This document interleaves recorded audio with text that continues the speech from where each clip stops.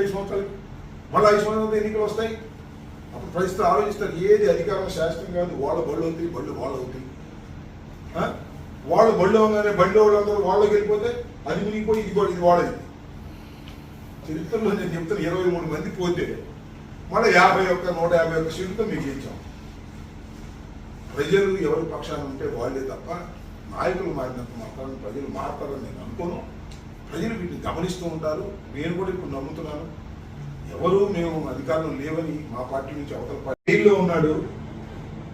చంద్రబాబు ఇబ్బంది పెట్టాడు మమ్మల్ని, అప్పుడు నాతో కష్టకాలంలో ఉన్నాడని మంత్రి ఇచ్చాయి. నేను గెలిచా సత్యనపల్లిలో, నాకు ఇవ్వరా విన్నావా? ఎవరు బాధ్యత ఉన్నట్టబ్బా చెప్పు. రోషి గారు పేరెత్తా కొట్టింది. రోషి నాకు మంచి మిత్రుడే, బంధువు కూడా. రోషి గారు వేమూరులు ఇచ్చారు, గెలిచాడు సార్ పొన్నూరు.